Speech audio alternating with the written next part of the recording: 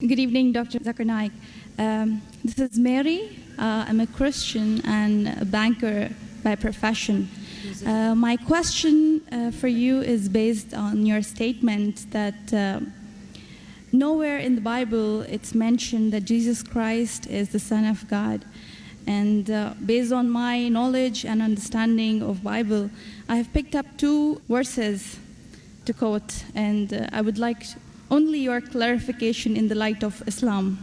The first one is Matthew chapter 3, verse number 17. And lo, a voice from heaven saying, "This is my beloved Son, in whom I am well pleased."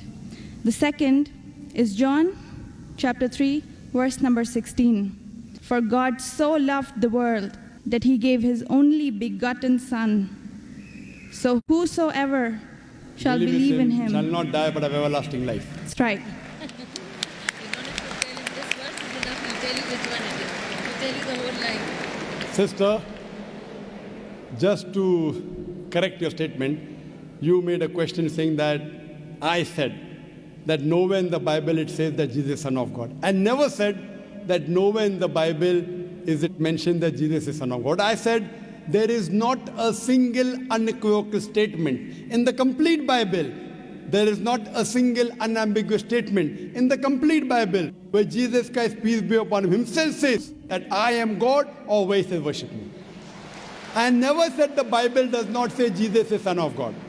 What I said, there is not a single unambiguous statement, not a single unequivocal statement in the complete Bible where Jesus Christ, peace be upon him, himself says that I am God, or where he says worship me. If you point out any such two statements, I'm ready to accept Christianity. If your question assumes that Son of God means Jesus is God, very well I'll reply to your question. Many Christians think that just by the statement Son of God means Jesus is God. Sister, do you know in the Bible, Adam is Son of God, Ephraim is Son of God, Israel is Son of God. God has got sons by the tons in the Bible. That means you haven't read your Bible, sister. So do you mean to say all of them are gods? Is Adam God? Is Ephraim God? Is Israel God? No.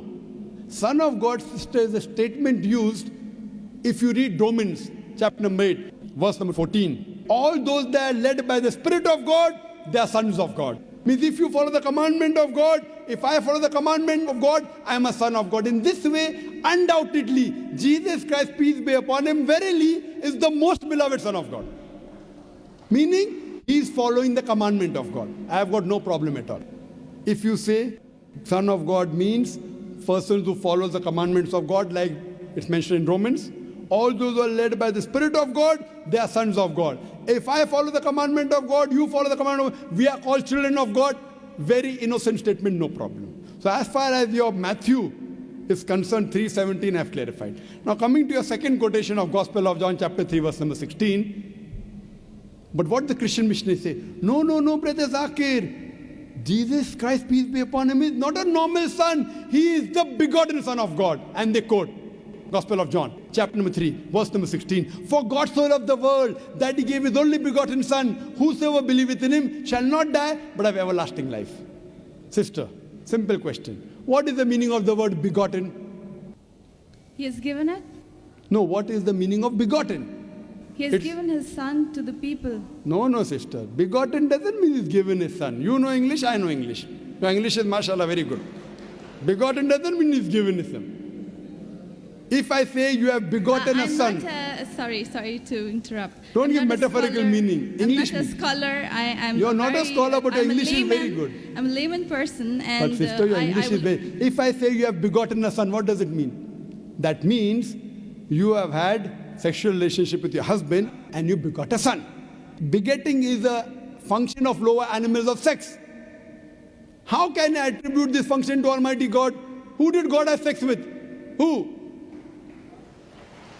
That's the reason the scholars of Christianity, if you read the Revised Standard Edition, Revised Standard Version of the Bible, revised by 32 scholars, Christian scholars of the highest eminence, backed by 50 different corporate denominations, they say this word begotten in Gospel of John, chapter number 3, verse number 16, is an interpolation, is a fabrication, is a concoction, and they're thrown out of the Bible.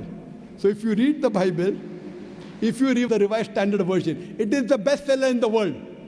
Revised Standard Version, revised by not Muslims, not Hindus, 32 Christian scholars of the highest eminence, backed by 50 different corporate denominations. They say this word begotten is not present in the original manuscript of Gospel of John chapter 3 verse 16. What they say, it's an interpolation, it's a fabrication, it's a concoction, it's an adulteration.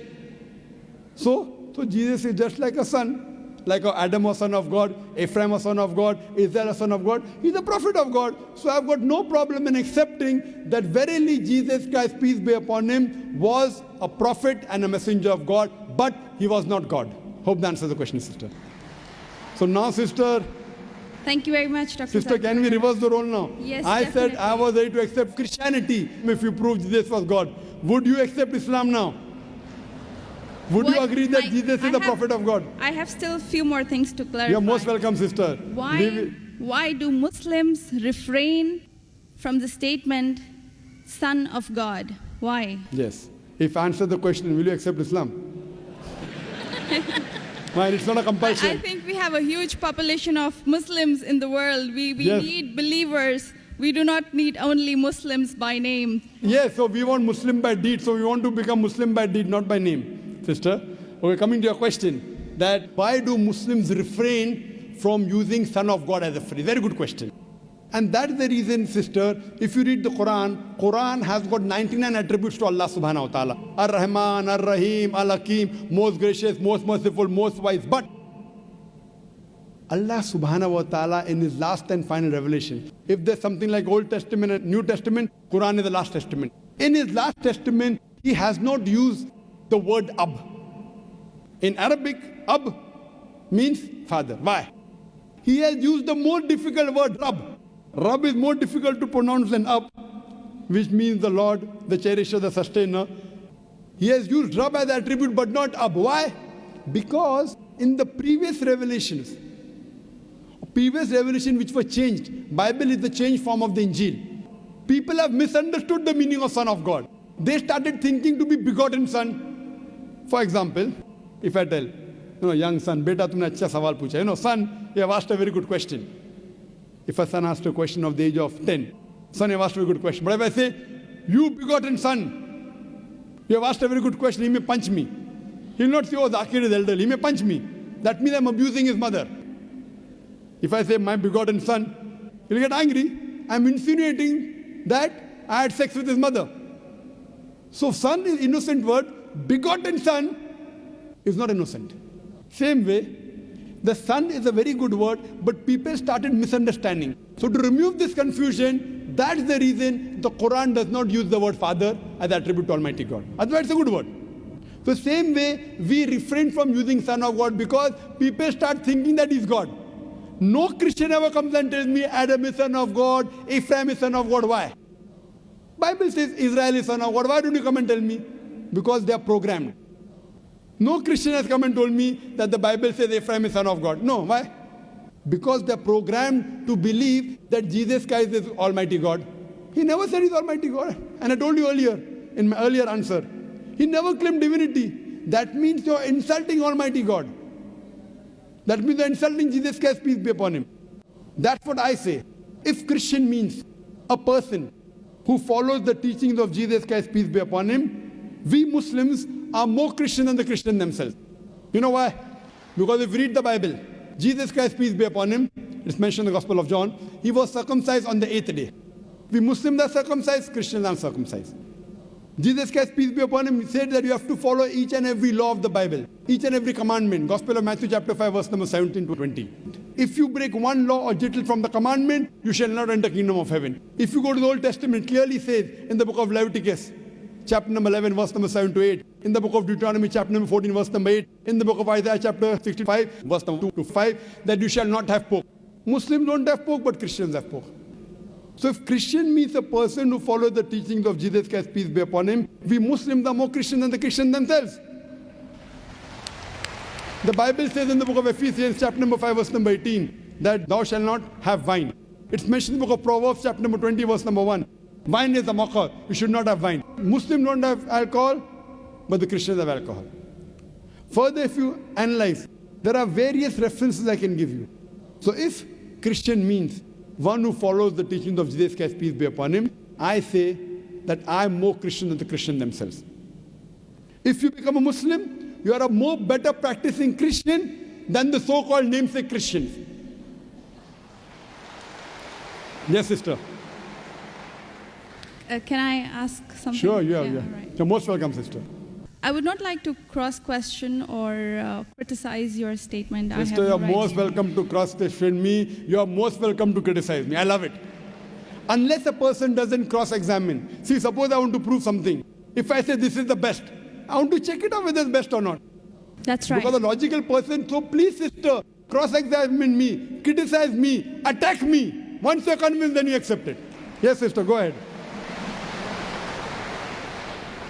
I will definitely not intend to do something like this. The object of questioning more is to know more so that I know what I follow is right. That's all. Thank you very much. Sister can ask any question, no problem. You're most welcome. Whether your intention is very good, but I went to the extent of saying even your intention is bad, no problem. But your intention is very good, sister. So you can ask any questions and you don't have to accept Islam. No one can force you. Quran says, La ikraha fid deen. There's no compulsion in religion. Truth stands out clear from error. So don't think that if I answer a question, you have to accept. On the day of judgment, only give the evidence that I gave you the answer. Yes, sister. Any questions? Thank you very much. Yes, sister. You said that we Muslims are better Christians than the actual Christians. So The complete statement I made, if Christian means a person who follows the teachings of Jesus Christ, peace be upon him, we Muslims are more Christian than the Christian themselves. Yes, sister, your question. But this is not a layman statement. Don't I layman- do not have a specialized knowledge of Islam and as well as Christianity. And you can ask the doctors of divinity whether I'm saying is right or wrong. Yes, sister. Thank you very much, Dr. Zanak. So what is the question that? That was my question, that why did you mention that we Muslims are better Christians than the actual Christians? When I said that, why did I say I that? think this is beyond my thinking, that That's why right. would a Muslim call himself a Christian? No, correct. Why? Because we love Jesus Christ, peace be upon him. We love him more than you. We love him, we respect him, we revere him. But we don't worship him. The reason I said this because I love Jesus Christ, peace be upon him. I respect him, I revere him, but I don't worship him. Because he never told me to worship him. If he would have told me to worship him, I would have worshipped him. So that's the reason I say, if Christian means a person who follows the teachings of Jesus Christ, peace be upon him, I'm more Christian than the Christian themselves. Because I love Jesus Christ, peace be upon him. I respect him, I revere him, but I don't worship him. So hope that answers the question, sister. Thank you very much.